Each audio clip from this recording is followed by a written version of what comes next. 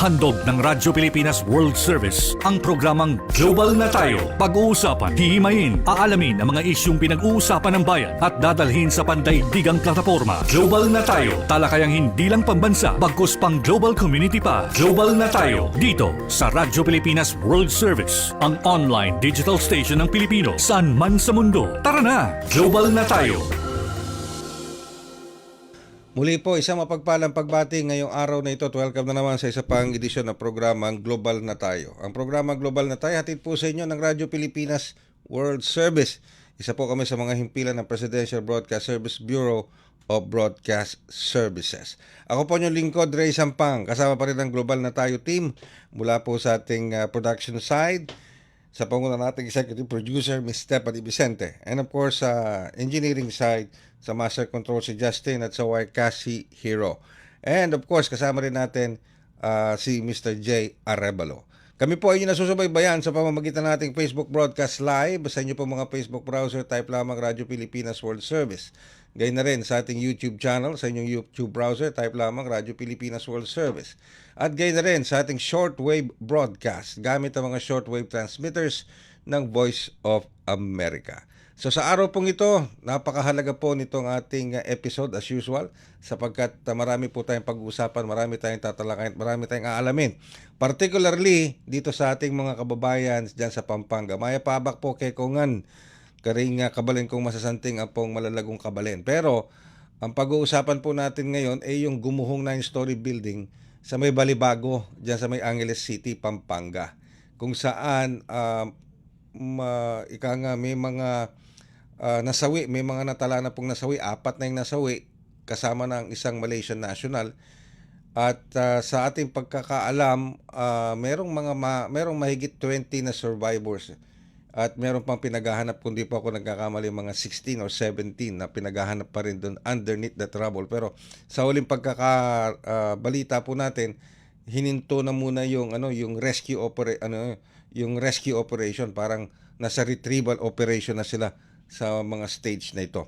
Pero ang pinaka-importante diyan ano ba ang tulong na maipapaabot ng Department of Labor and Employment, sapagkat ang mga nasawi po dito at mga naapektuhan ay mga construction workers natin, mga laborers. So ano ang mga nakalatag na tulong ng Department of Labor para sa mga survivors ng gumuhong gusali, at higit sa lahat, kung ano ang maaaring maiabot na tulong ng Labor Department sa pamilya ng mga nasawing survivors, at ano ang mga kinakaharap na penalties nung tinatawag na contractor at nung may-ari ng gusali, sapagkat recently pala ito ay napatawan ng penalty ng Department of Labor itong contractor na ito, at nakabalik lang dahil na-comply nila yung ilan sa mga dapat nilang i-comply. Pero that will be a different story habang kinakapanayam natin ang Regional Director ng Department of Labor and Employment sa Central Luzon, walang iba kundi si Regional Director Geraldine Panlilio. Magandang umaga po, Regional Director Panlilio, at welcome sa programang Global na Tayo. Magandang umaga po, Sir Ray, at sa lahat po ng nanonood at nakikinig sa programa ninyo. Good morning po sa inyong lahat. Good morning po, Director Panlilio. Diretso na po ako sa aking mga katanungan.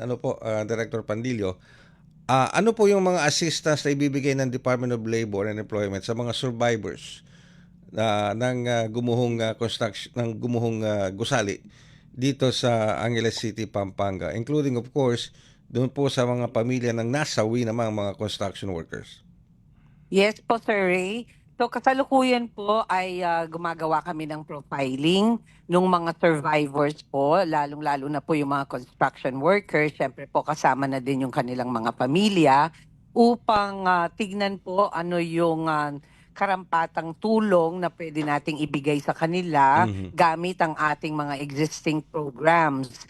So sa profiling po, which is of course sa ating quick response team na din, ay titignan po natin kung yung mga kwalipikado po at willing and able naman po, pwede natin silang i-refer for other employment opportunities. Pwede din po na bigyan natin ng livelihood assistance under our Dole Integrated Livelihood Program or emergency employment po under our TUPAD naman po. So dito po sa mga programang ito ay titignan natin yung kanilang qualifications and syempre po yung kanila na din pong willing Mhm. kung anong programa yung iniisip po nila na mas makakatulong sa kanila. So kasama na din po dyan ang kanilang family member. Okay. Alright. So, kasi kaya po natin unang naitanong yan, ano po, Regional Director Panlilio, sapagkat yung mga survivors nung gumuhong gusali, totally wala silang trabaho ngayon. So, ang kinakailangan talaga immediate assistance. Ano, Regional Director Panlilio? Yes po Sir Ray. Kasama po ng iba't ibang government agencies na tumutulong, pati po ang local government yung Angeleta. Yun naman din pong province of Pampanga na magbibigay ng immediate assistance. So isasali din po natin yung pagbigay ng assistance natin dun sa mga programa po na ating nabanggit. At Okay. kung halimbawa naman po ay meron din pong mga pwede pang i-claim from their employers. Siyempre po yung mga last sweldo po nila, yung last pay nila, kung meron pa po silang mga leaves, yung prorated 13-month pay, yung final pay po nila, together with yung pong kung hindi po sila covered ng SSS, PhilHealth, Yes. Pag-ibig, pero yun din po, at syempre po kung work-related ang nangyaring ito, so papasok din po dyan yung Employees Compensation Yun. Commission. So lahat po yan, we will do the proper referral at ito po ay haharapin natin, tutulungan natin sila sa ating single entry approach, yung SENA natin, para mapabilis po no yung pag-settle ng kanilang mga claims. Speaking of that, Director Panlilio, you mentioned PhilHealth, ano ba tama? PhilHealth is SSS o Employees Compensation Commission. Matanong ko lamang po kasi may mga lumabas na balita na ano na pala ito napatawan na ito ng suspension ng Department of Labor and Employment. Totoo po yan. Itong construction, itong Golden Years Construction at Steelworks. Yes po. Pinatawag po natin siya ng work stoppage order noong September 24, 2025 dahil po sa maraming violations or gaps or deficiencies po sa pag-comply po niya dapat sa mga provisions po ng occupational safety and health standards. So nakita po natin sa pag-i-inspect natin sa construction site na wala pong karampatang safety gears or personal protective equipments ang mga construction workers. Meron pong problema sa housekeeping, sa illumination, sa mga scaffolding, meron din po wala pong mga safety signages, wala pong mga safety belts and lifelines, wala pong safety personnel on site. Nako. So, yun pong mga violations na yon ipinataw natin sa kanila at kaagad-agad po ay pinasara po muna natin yung company. So, pinatigil po natin through a work stoppage order yung construction Alright. ng company. So, okay. Pero paano sila nakabalik ulit para itayo itong gusaling ito given the fact na napatawan pala sila ng work stoppage? Yun pong reason for the issuance of the work stoppage ay nabanggit ko na po kanina, 11 violations po yun. So kung iisa-isahin po natin ay pumupunto po dun sa poor working condition at doon sa lack of parang a workplace that is safe and helpful no for the workers or it will protect the health of the workers. Mhm. Kasi yun po ang primordial concern ng Department of Labor and Employment, which will never be compromised. Mhm. Dahil magtatrabaho po ang manggagawa, naghahanap buhay po siya. So kailangan protektahan din po yung kanyang safety and health. Okay. So kung iisa-isahin po, magbibigay lamang po ako ng example. So lack of personal protective equipment. Dahil kung magtatrabaho ka po, kailangan po na kung meron pong mga possibility na magkaroon ng debris, falling debris, so dapat po ay naka-hard hat ka. Okay. Kung may mga wet floors naman po, kailangan po naka-safety boots ka. Kung medyo madilim po, dapat meron kayong yung parang mga reflectorized vest. Mhm. So, wala po lahat yon nung Nako. kami po ay pumunta. So, isa pong violation yon. So, ang ginawa po ng kumpanya, nung pinatawan na po namin siya ng work stoppage order, nag-appear na po siya Okay. sa Department of Labor. Pero yung pag-i-inspect po namin, we were denied access po actually. So, talaga? on plain view po kasi namin tinignan yan, 6 labor inspectors po ang pumunta dyan. Inikutan po nila outside the company premises dahil hindi nga po kami pinapasok. So, yung pinakamalapit po na makikita namin, yun po ang Teka. ginawa ng aming mga labor inspectors. So, nung pinatawan po natin siya ng work stoppage order, ay pinatawag po natin. So, nag-appear na po sila dahil hindi naman po nila pwedeng i-lift mag-isa nila yung order na yon. So, inisa-isa po nila in a month's time, 1 buwan po, ang kanilang pag-comply. Mhm. So, unti-unti po nilang kinomply yon. So, ibibigay ko pong example yung sa personal protective equipment. So, meron po, nag-submit po sila nung purchase order, receipts, nung kanilang mga binili. May mga Okay. pictures po at suot-suot ng mga employees. Alright, So, okay. isa pa lamang po yan, pero ito lamang po Yes, yung aking gustong ibigay na Yeah. example.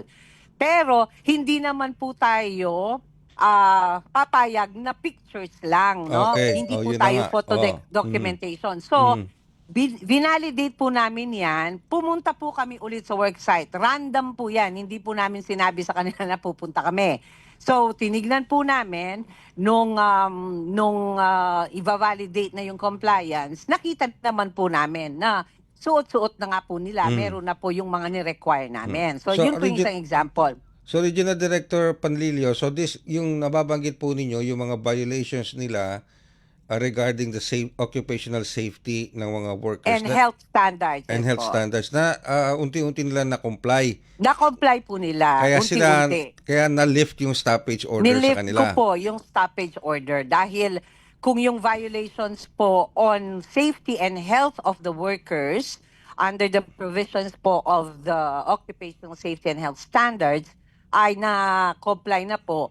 So, wala na po ang imminent danger. Ang imminent danger po kasi ang kailangang mawala sa workplace para po pwede silang magtuloy-tuloy na magtrabaho dahil ibig sabihin po ay meron ng karampatang proteksyon ang mga manggagawa sa isang establishmento na medyo risky po no yung Alright. pagtatrabaho. Pero, Director, So yun po. Para Director Panlilio, of course, we put premium to the safety at health ng ating mga workers. Pero how about yung integrity ng building?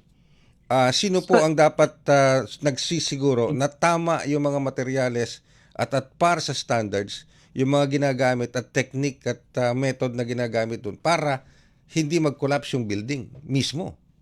Yes po, Sir Ray, ang mga provisions po ng building code on structural safety and other matters po sa pag-build po ng mga structures, syempre po alam naman po natin sa national level, it will be the Department of Public Works and Highways. Kapag naman po sa local level, it will be the building officials po ng LGU. municipality or ng city. So, and the structural integrity, of course, hindi po yan hagip ng Department of Okay. Labor and Employment. Una sa lahat po, hindi po namin siya expertise.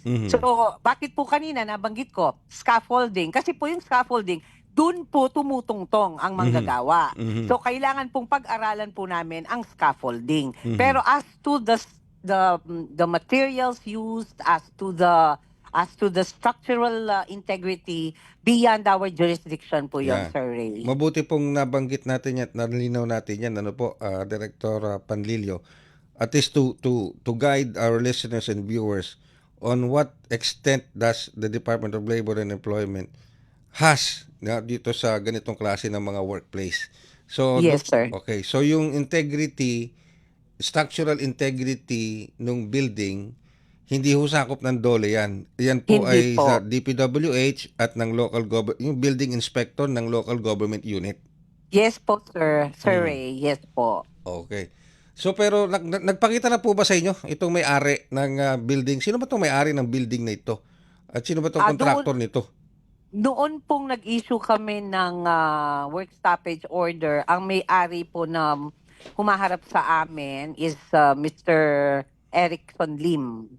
Mm. So yun po, siya po ang may-ari ng building. Ang paggawa po kasi nung building itself is by administration. Mhm. So nung time po, during the time of our inspection, there was no contractor.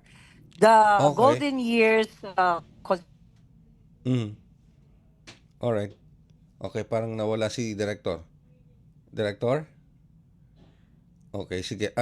Ibabalik natin si Director. Medyo nawala lang yung ating communication kasi gusto nating malaman kung nakipagkita na sa kanila sa Okay department. po, sir. Ayan, go ahead Sir? po. Go ahead po. Go ahead po, Director. Sir Ray, Opo. nakita po namin ang may-ari ng building, siya din may-ari nung mismong Golden Years, si Mr. Erickson Lim. Mhm. Noong pong panahon na hinihiring po yung case. Okay. Pero ngayong panahong ito po, hindi pa po namin Hindi pa rin siya nagpapakita. nakita. Pero we tried po to call dahil meron naman po siyang nilive na number dahil nga may mga hearings para easy po yung access namin sa mga Mhm. parties Mhm. to the case. Hindi po siya sumasagot sa mga labor inspector at mga hearing officers po natin. Ba talaga may ugali pala itong hindi sumasagot, ano? Hindi pa nga kayo pinapasok nung unang inspection nyo. Tama? Doon sa kanilang, sa kanilang Hindi building. po kami napapasok noon. Okay. Ba, ano apilit? Lim na naman? Anyway, sige. Anyway, so ano po ang meron bang nakaambang mga nakikita kayo na legal penalties dito kay Lim at sa itong construction company na ito? Sa punto po Director? ng Department of Labor and Employment, ang gagamitin po natin dito ay yung visitorial power. Siyempre po titignan po natin yung standards na mga violate, and that will be the occupational safety and health standards. Siyempre po kami po titignan po namin yung investigation because at this time po kahit po puntahan namin, although 2 beses na po namin pinuntahan, Mhm. wala na po talaga kaming makikita in terms Mhm. of yung sa pagtatrabaho po. So kung halimbawa pong merong lumitaw na mga findings, let's say po sa electricals, dun sa mga na pumapasok pa po sa aming standards, and Mhm. then pwede po nating patawad ng penalty. Mhm. But the penalties naman po kasi goes directly po to the Philippine government, no? Mhm. So hindi naman po yan pupunta sa mga workers. So at wala din po kasing criminal liability na pwedeng ipataw under the occupational safety and health standards. Okay. So yun pong mga pwede nating tulong na ibigay sa kanila would be the claims, and then syempre po yung SSS, PhilHealth can also help us out with this kung meron pong paglabag, no? Kasi po as I have read po sa social media posts, no, at saka sa mga news na nilalabas ay parang mga bago po itong workers, no? Okay, okay. So hindi po ito ang mga nahagip Yun siguro. dati, So yung mga sinabi ko dati. po siguro, no, dahil hindi ko pa po nakikita talaga yung payroll. So yun po, baka hindi po ito yung nahagip ng aming mga aming mga inspector. inspectors, dahil alam naman po natin sa construction, by phase po ang paggawa nito. Kung yung sa structural, hindi na po ito yung gagawa sa finishing, sa painting, something to that effect po. Yes, oo. So kung hindi po sila covered by SSS, that is a very big problem po on his part kasi siya po lahat ang dapat mag-take charge yan. And I know that the SSS can impose po mga penalties. I just do not know kung ano po yung karampatang penalties na pwedeng ipataw po sa kanya ng Siguro- appropriate agency po. Siguro Sir last, Ray. last question na lang po, Regional Director Panlilio. So may ugnayan na po kayo do sa mga survivors as we speak na gumuhong gusali maging sa pamilya ng mga nasawi at Yes, immediate po ba ang pagbibigay ng tulong? yun pong pagtulong natin, ini-start na po natin yung profiling. At syempre po, when you say immediate, how immediate po kasi depende po dun sa pwede po nating ibigay na appropriate na assistance sa kanila. So, we are doing po our best, expediting po lahat ng proseso para po mabigyan po natin ng karampatang at kaagarang tulong ang mga survivors at yung mga nasawi na din po, pamilya ng mga nasawi na mga workers. Well, siguro po, Regional Director Pandillo, mensahe na lamang po ninyo sa ating mga kabalen, sa mga kababayan natin dyan sa Pampanga, maging sa buong Pilipinas na sumusubaybay at maging sa iba't ibang panig ng mundo. Mensahe po ninyo sa kanila, lalo na sa mga pamilya at survivors ng gumuhong gusali.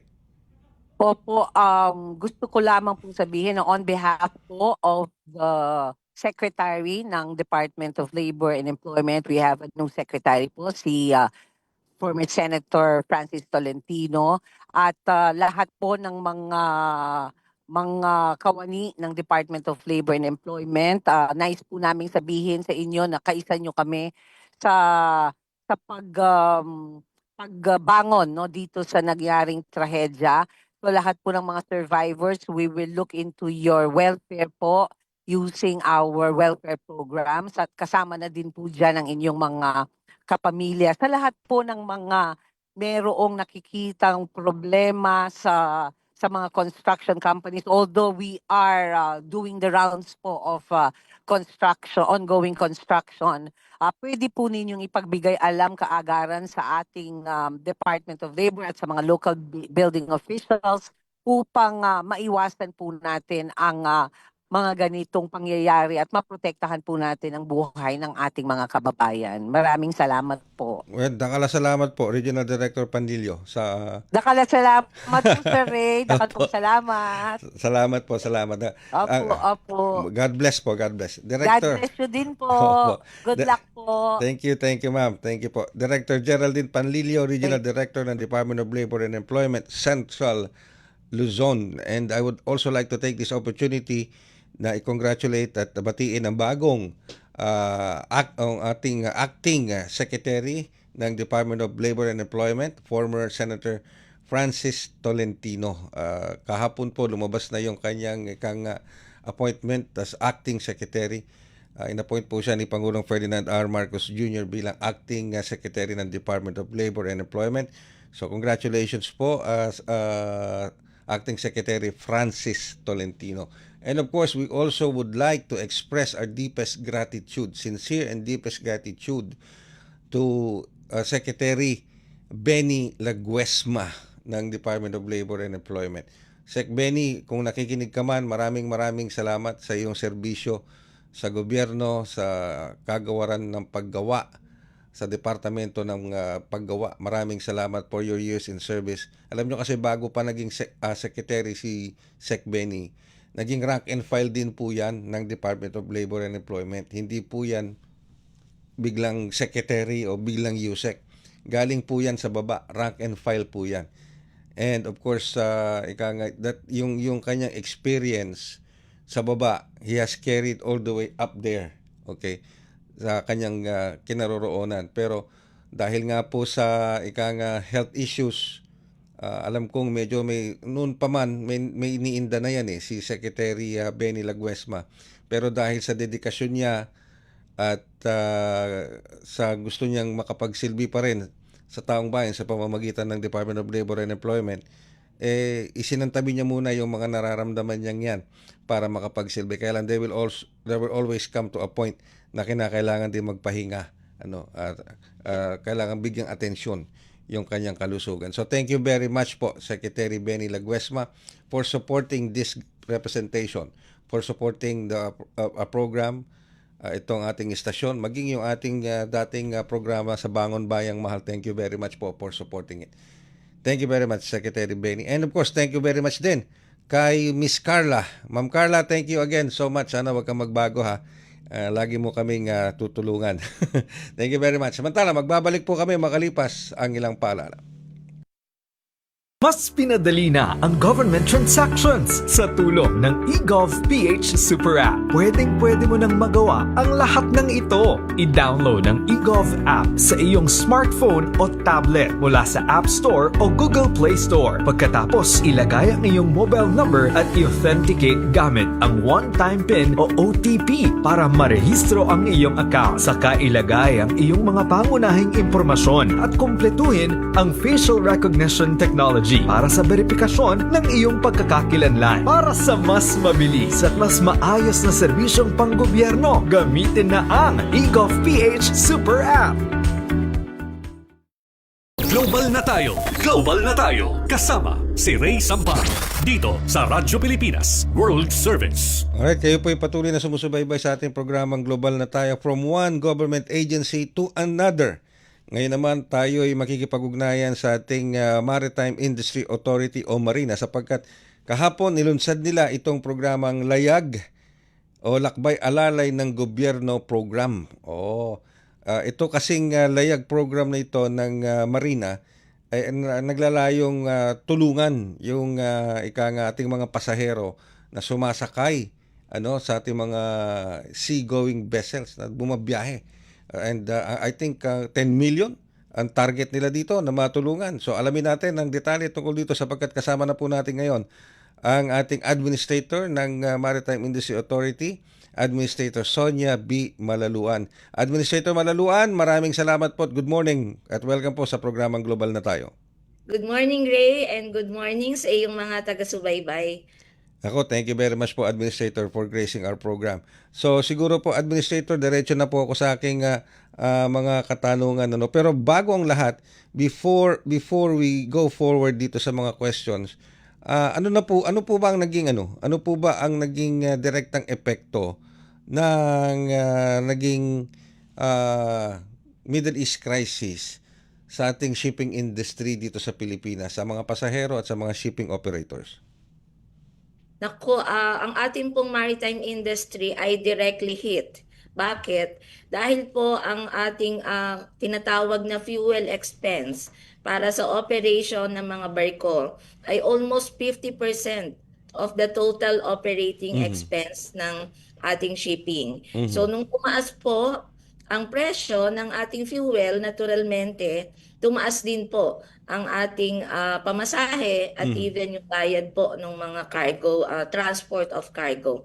So, diretsa po ang effect sa maritime industry. Alright. So, napakalaki po ng epekto. Pero, sa paanong paraan po makakatulong itong lakbay alalay ng gobyerno? Kasi ang nakalagay dito, 10 million passengers ang target nyo dito, Administrator Panlilio. Yes, Administrator Malaluan. Yes. Ray, actually, malaking tulong ito kasi isusubsidize ng government yung taas pasahe. No? So kung tumaas ang pamasahe ng 100 pesos, sasagutin ng gobyerno ang 100 pesos. Kaya lang po, dahil sa limited budget, pumili lang po kami ng mga ruta na pwedeng i-implement ang programang ito. At sa pagpili po ng ruta, ang ginamit po nating criteria ay dapat po commuter type yung service. Kumbaga, balik-balik yung barko or yung bangka. At ang biyahe ay less than 2 hours.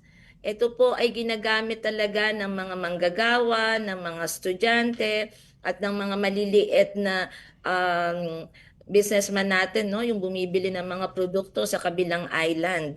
At marami ang traffic doon sa mga ruta na napili natin.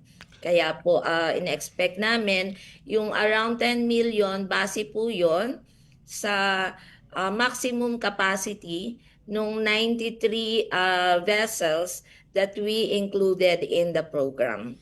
Okay, so may mechanism tayo, meron tayong ika nga guidelines na sinusunod in the implementation of this layag program. Kasama po ba dito yung tinatawag na service contracting administrator? Actually, ito pong ating layag program or lakbay alalay ng gobyerno program, ito po ang service contracting program para sa maritime. So kung sa Ayun. lahat po meron tayong service contracting, nasama na rin po ang maritime sa service contracting. Ito po ang unang pagkakataon na naisama ang maritime transport sa service contracting program. So hindi lang po sa lupa, sa bus, sa sa mga jeep ang may service contracting, pati po sa shipping. Yan po ang nakakatuwa kasi sabi ko nga po, unang pagkakataon po ito na na-extend yung ating tulong mula sa gobyerno para sa maritime sector. Alright. Administrator Madaluan, balikan ko lang po yung yung mechanism natin na sinasabi nyo. Yung proseso sa bibigay ng subsidiya. So kanina may nabanggit kayo 100 pesos ang subsidy ng gobyerno na ibibigay. Depende yan dun sa ruta ba? Depende po. Tama po, depende sa ruta. So ang atin pong subsidiya ay ranging from 10 pesos at ang pinakamataas po ay umaabot ng 190 pesos. Depende po sa ruta na babiyahe po ang ating mga kababayan.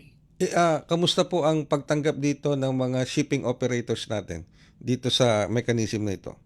Nakakatuwa naman po dahil nung nag-issue kami ng eligibility, kami na po ang nag-screen kung sino yung magko-qualify. So ang proseso po natin, nag-issue kami ng tinatawag naming eligibility notice. Tapos po sila ay babalik sa marina, nagpirma po sila ng concurrence. Tapos po, nagkaroon tayo ng service contracting agreement. At nakakatuwa po na yung ating mga inisyuhan ng eligibility ay puso pong nag-participate sa program. Okay, so how are they going to be remunerated dito sa lakbay itong programa niyong layag? How can the operators make sure na hindi naman sila malulugi dito? Meron po tayong tinalaga ng mga taga-marina. For the information, 11 routes po yung na-identify natin na kasama sa programa. At meron po tayong tinalaga ng mga taga-marina sa bawat pantalan or port kung saan po covered nung ruta na na-identify natin. So araw-araw po, yung mga tauhan ng marina, sila na po ang nagkukolekta ng mga dokumento para sa pagbayad sa shipping company. So sa atin pong advisory na inisyo nung April 16, ang una pong nilagay namin ay maikli lang po ang panahon para sa programa. So after 1 week, babayaran po namin sila. Pero may ilan pong nag-apila na kung pwede na mas maaga. So pag natapos po, kumpleto ang dokumento, kumpleto ang computation, then magbabayad na po kami sa kanila. Ang target po namin, at least, kung di man every day, at least every 2 days. Okay. Alright. So, gaano kalaking budget ang nakalaan dito, Administrator Malaluan? Yun lang po ang medyo maliit lang, 200 million. So, pero magandang panimula po ito, no? Kasi nga first time. Titingnan po natin kung ganong pakinabang or ano ba yung naging impact. Kahit maliit yung amount dahil marami yung ating target na matulungan, baka po sa susunod ay mapa-expand po natin at we can make representation para po ma-increase ang ating budget for this program. Ito pong 200 million na ito galing mismo sa pondo ng Marina or ito po ay ida-download mula sa DOTR? Ay galing po ito sa DOTR dahil po yung ating service contracting appropriation ay nasa DOTR po.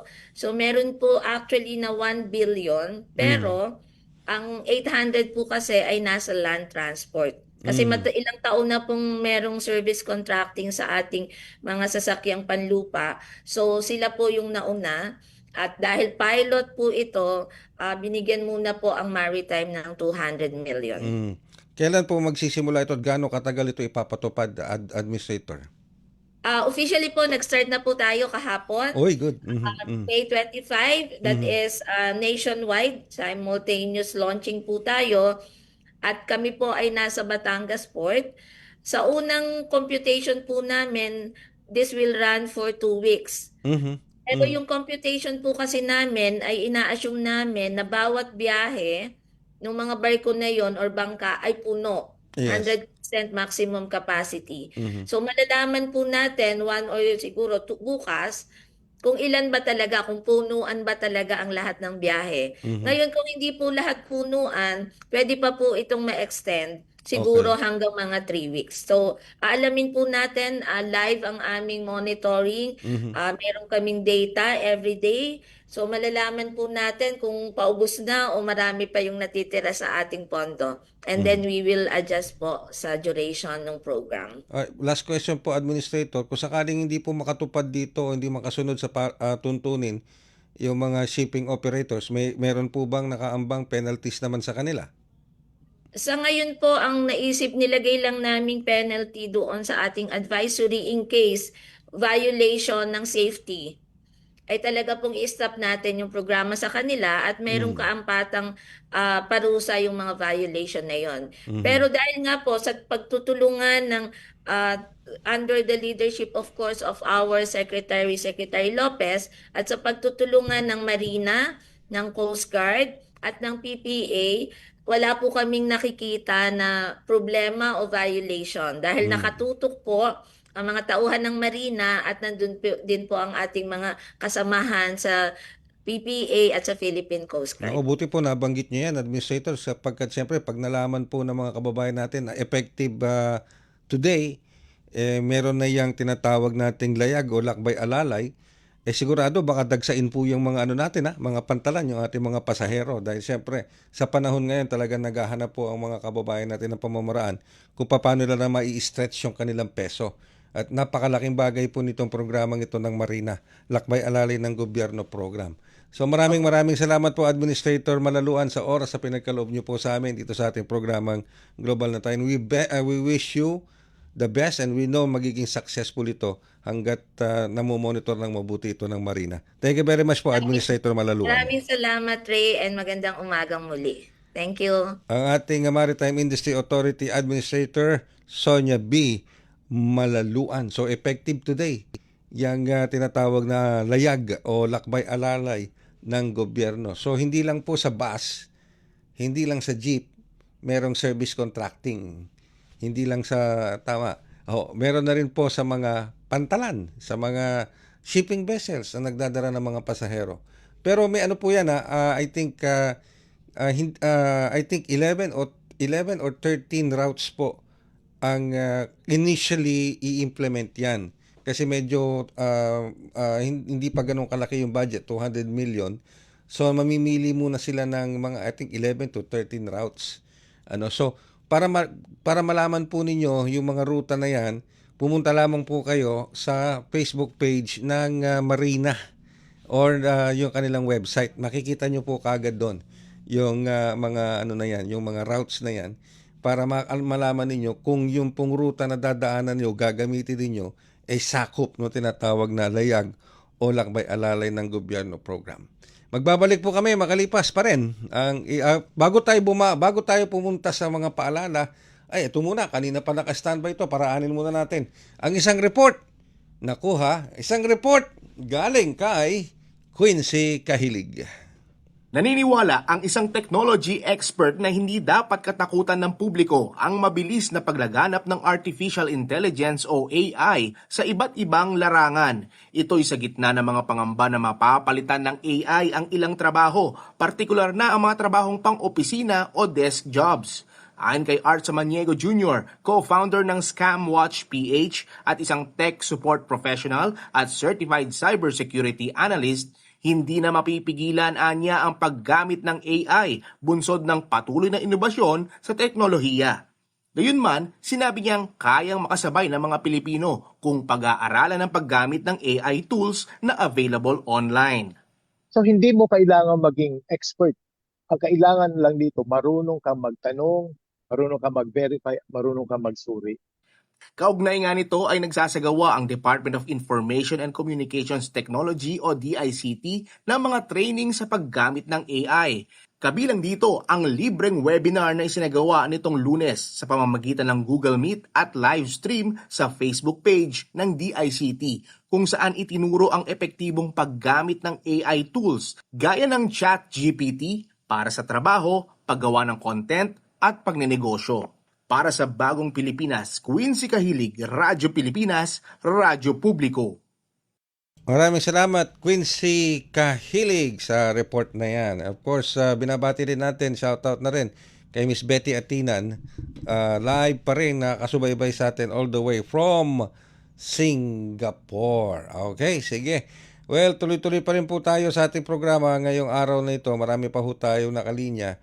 And we are trying to get in touch with the Department of Social Welfare and Development, especially our spokesperson ng DSWD. Walang iba kundi si ASEC Irene Dumlao. Yan, okay. Ito naman ay makikipag-ugnayan tayo tungkol sa mga assistance na naibigay ng DSWD sa mga naapektuhan ng sunog, napakalaking sunog, diyan po sa may Binondo area, na talaga naman po napakalaki ng sunog yan. Marami tayong mga naapektuhang mga kababayan dyan.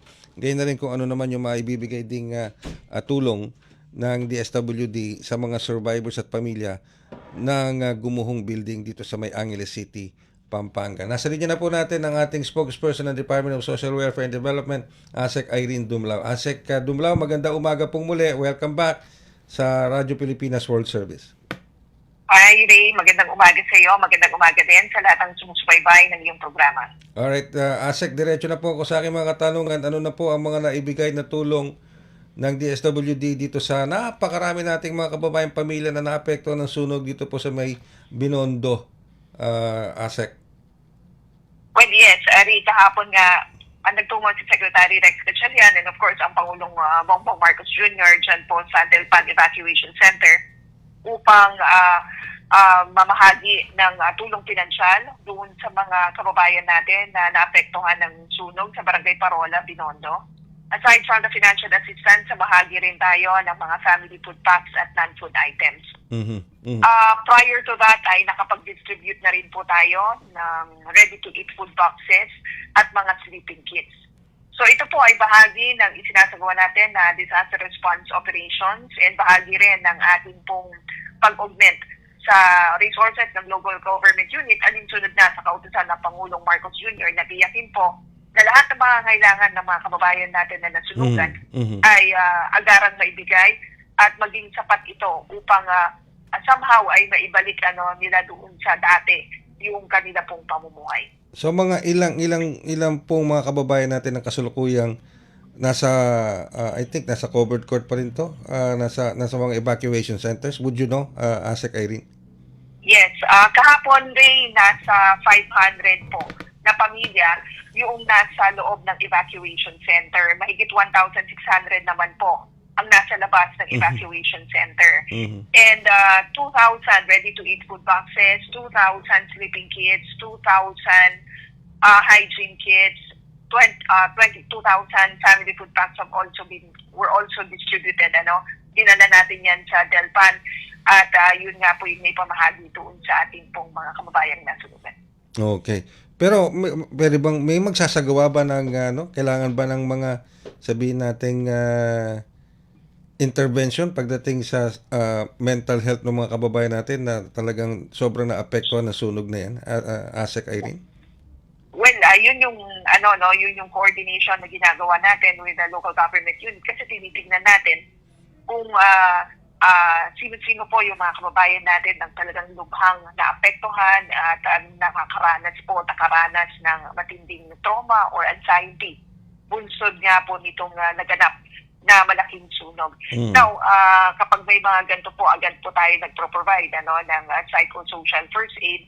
And then kung kinakailangan pa ng mas masusing medical assistance or attention ay rini-refer din natin sa ating pong mga partners mula naman po sa Department of Health. But patuloy po nating minomonitor ang sitwasyon ng ating mga kababayan in coordination, of course, with the local government unit.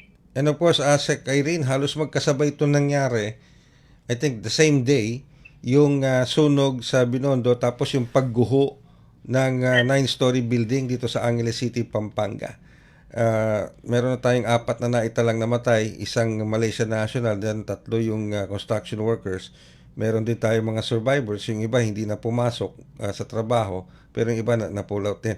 Pero meron pa tayong, I think, 17 or 16 na kasalukuyan pa rin hinahanap at tinatry na ma-retrieve. Ano po? So ano po ang tulong naman ng DSWD para sa mga survivors ng gumuhong gusali, pati yung pamilya ng mga nasawing construction workers? Well, yes, kahapon din, after visiting Delpan Evacuation Center, nagtungo rin si Secretary Rex Gatchalian sa Balibago, Angeles City, na kung saan nga po nag-commit ang DSWD ng mas komprehensibong assistance para po matulungan yung mga individual, gayon din po yung mga pamilya na apektado noong pagbuho nga po ng gusali dyan sa Angeles. Now, initially, ang ating pong Field Office 3 ay nakapagpahatid ng 10,000 piso alaga ng cash assistance. And of course, yung psychosocial intervention, yan din ay ginawa ng ating mga social workers. And transportation assistance ay ibinahagi din natin doon sa mga apektado na umuwi po sa kanilang mga probinsya. But sabi nga po ni Secretary Rex Gatchalian, hindi po dyan nagtatapos yung pagpapahatid natin ng tulong. Kasi profile po at ina-assess ang ating pong mga field personnel para makita din kung mabibigyan din natin sila ng livelihood assistance. Kasi Ray, alam naman natin na nawalan ng trabaho, yung pong mga apektado, yung mga na-rescue natin, uwi po sa mga probinsya, pero wala nga pong trabaho. So, titiyakin din po natin na tulungan sila so that somehow ma-rebuild yung yung kanila pong kabuhayan and somehow also makapag-contribute tayo in the restoration of their normal psychosocial functioning. Yan, okay. So, psychosocial function nila, pati mental health, napakahalaga nun, Asek Irene. So, with that, Asek Irene, alam kong you have so many on your plate today. Thank you very much. Siguro mensahe na lamang po ninyo sa ating mga kababayan, Asek Irene. Well, yes, alam niyo po, ang utos ng Pangulong Marcos Jr., tiyakin po natin na sa mga panahon ng mga emergencies, mga crises, tiyakin na walang pamilya po yung magugutom, walang pamilya po ang makakaranas ng mga matitinding suliranin. Kaya nga po ang DSWD ay patuloy po na nag-a-assist sa local government units, nag-a-assist po tayo sa mga apektadong mga kababayan natin. Nang sa gayon, ay yung kanila pong mga pangunahing pangangailangan ay ating pong maibigay and yung mga suliranin na kinakaharap nila ay ating din pong agarang ma-address. Yan po ang commitment ng DSWD sa ilalim ng pamumuno ni Secretary Rex Gatchalian. So kami po ay patuloy na makikipag-coordinate sa iba't ibang ahensya ng pamahalaan nang sa gayon yung sapat na tulong ay maipaabot natin agaran. With that, Asek Irene, maraming salamat po sa oras na pinagkaloob nyo sa amin. Thank you very much sa inyo. Maraming salamat din po. Magandang umaga. Ang ating pong DSWD spokesperson, Asek Irene Dumlao. Muli po kami magbabalik makalipas ang ilang paalala. Huy! Nabiktima ka na ba ng fake news sa panahon ng digital media? Learn how to spot fake news. Check the source. Kung di legit, dapat magduda. Check the purpose. Informative? Or troll post at clickbait lang? Check the ownership. Mapagkakatiwalaan ba ang pinagkukuhanan nito? Check the time and date. Baka naman outdated na yung news na yan, ha? SPOT. Together, let's spot fake news. Tiyakin ang katotohanan, fake news ay labanan. A friendly message from PCO, DepEd, CHED, DSWD, DILG, PBS at Radyo Pilipinas. Global na tayo! Global na tayo! Kasama si Ray Sampan dito sa Radyo Pilipinas World Service. Alright, kayo po'y patuloy na sumusubaybay sa ating programang Global na tayo at ngayon naman dadako tayo dito sa usapin ng tinatawag na Safer cities. Yan, okay. Safer cities. Ano bang ibig sabihin ng safer cities? Alamin natin ito mula sa Philippine National Police sapagkat kausap po natin ngayon ang ating Chief ng Public Information Office ng Philippine National Police, Police Colonel Allen Ray F. Go. Police Colonel Ko, magandang umaga po at welcome sa programang Global na Tayo.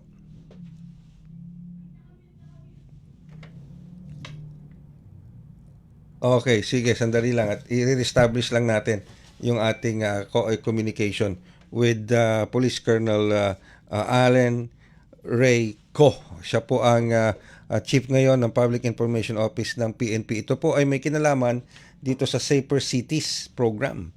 At alam nyo ba na ayon po dyan sa datos ng PNP pagdating sa Safer Cities program, bumaba po ang crime rate ayon sa kanila ng 16% sa ilalim ng Safer Cities drive ng PNP. Alright, nasa linya na po natin ang komunikasyon si Police Colonel Allen Ray Ko. Magandang umaga po, Police Colonel Ko, at welcome sa programang Global na Tayo. Magandang umaga po sir at magandang umaga po sa lahat ng nanonood at nakikinig po sa atin. Alright, crime rate down 16% sa ilalim ng Safer Cities drive ng Philippine National Police. Alright. So, paano po ito nagawa ng PNP, itong 16% na ito na pagbaba? At when we say 16%, Police Colonel Ko, sa ilalim ng Safer Cities drive ng PNP, paano natin ito mahihimay?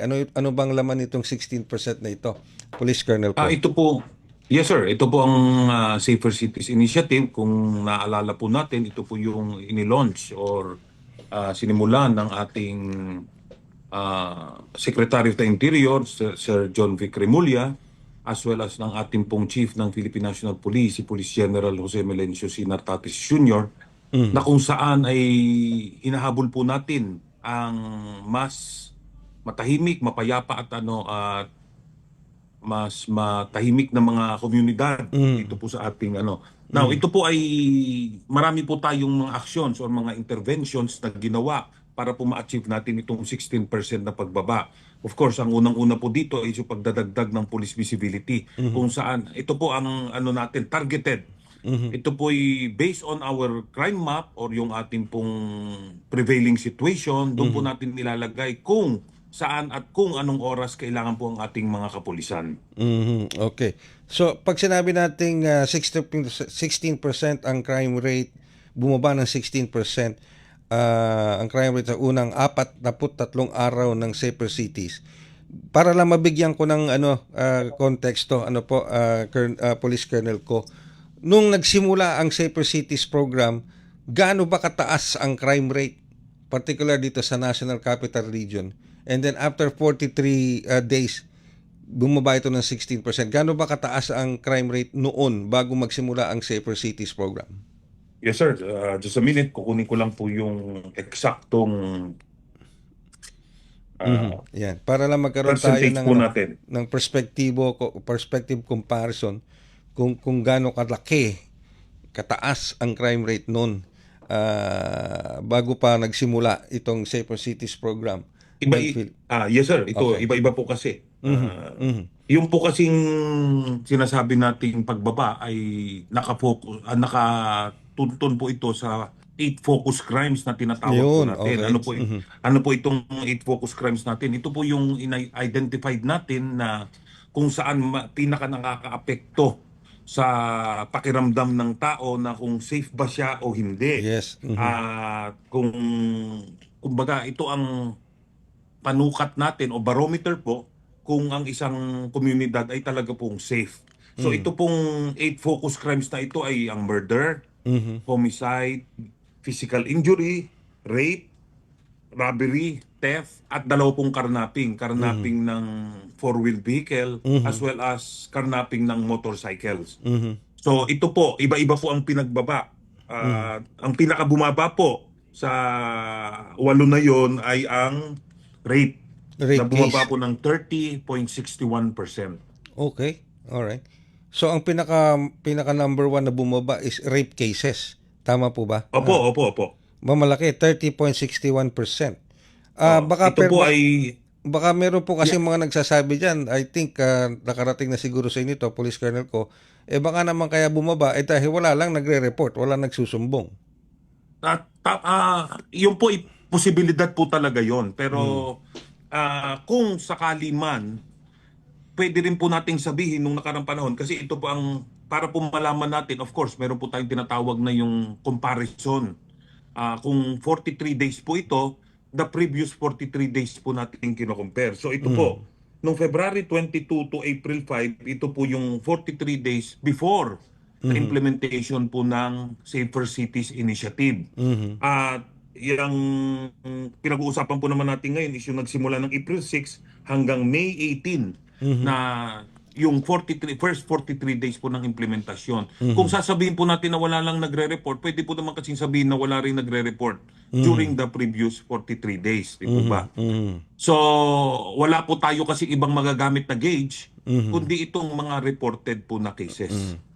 Binabasa ko rin itong datos sa police colonel ko. May pagbaba rin sa motorcycle theft, 6.64%, homicide, Tama po. 5%, at murder, 2.17%. What contributed dito sa mga pagbabang ito? Kasi ito madalas narinig natin, nakawan sa motorsiklo, di ba, homicide, and of course may mga reports din ng murder. Pero anong mas pinaik?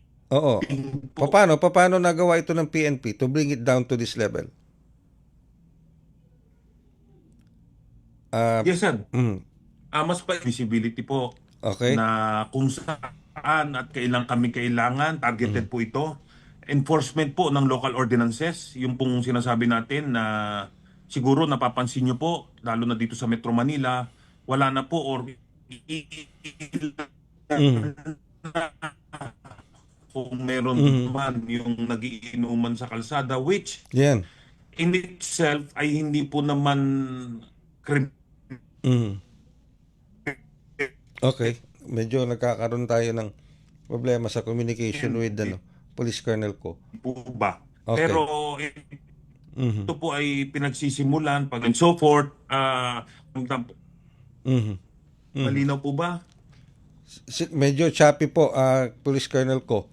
Yan. Pero, so kanina, yung sabi nyo nga, police presence, visibility, at siguro isama na rin natin dyan, police colonel ko, yung bang rapid response ng PNP. Kasi marami ako narinig ngayon na mga police stations natin, na especially with their station commanders, merong mga programa sila of course in connection na rin sa order ng PNP top brass na pabadisin ang response time ng ating mga kapulisan pag nangangailangan ng saklolo ang sibilyan o ang isang community. Did that contribute also sa pagbaba ng crime rate natin? Totoo po yan. Totoo po. Ito po ang kapartner. But more ang Safer Cities Initiative po na, of course, project nga po ng ating Secretary ng Chief PNP under the directive po ng ating Presidente, ay more ang hinahabol po natin dito is yung preventive.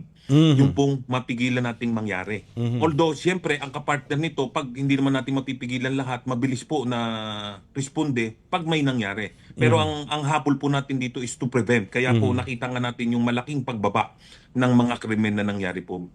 Ito, last question po. How does the intelligence work naman? Operations nakatulong para dito sa ating Safer Cities drive ng PNP? Yes, sir. Yung tinatawag po nating intelligence-driven operations, ito po ay ang in suma total o in simple terms, ang sinasabi lang ay yung ating pong mga operasyon ay meron pong tukoy na hindi po alatsamba, hindi yung bato-bato sa langit, meron pong mga tukoy at mga targeted na individuals or activities na pag napatigil po natin ay lalo pong nagpapababa ng number po ng crimes na nakukumit. Talaga napakahalaga po ng ng intelligence operations. Lalong-lalo na pagdating sa pagsugpo ng krimen. Sa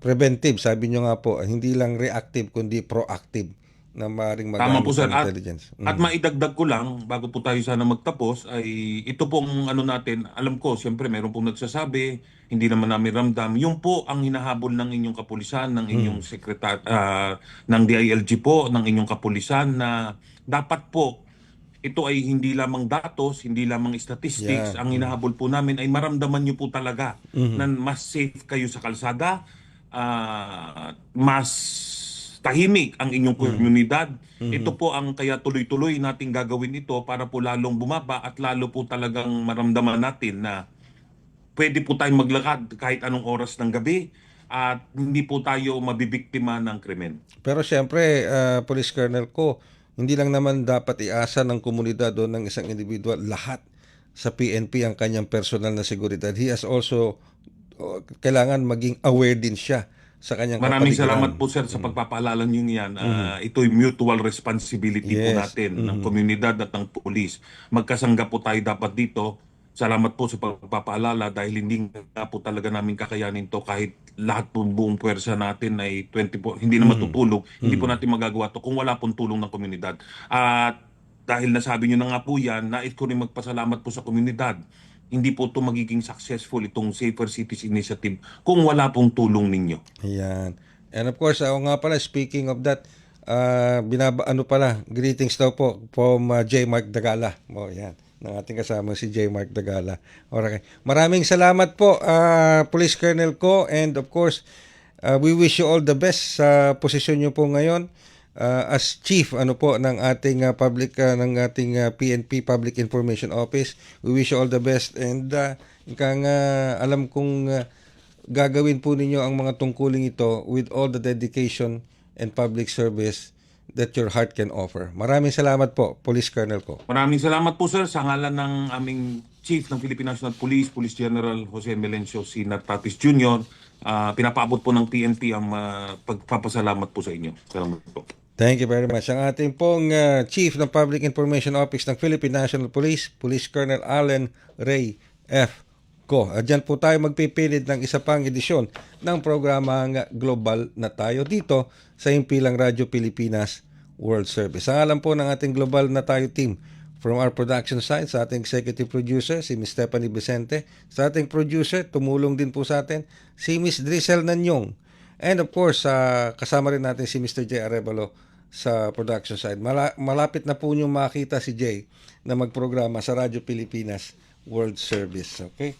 And of course, sa ating technical side, sa ating engineering side, sa Master Control si Justin, sa Wirecast si Hero. And of course, ako po yung lingkod, Ray Sampang. Don't forget to like and follow our Radyo Pilipinas World Service Facebook page and subscribe to our Radyo Pilipinas World Service YouTube channel. God bless us all hanggang sa susunod na edisyon ng Global na Tayo.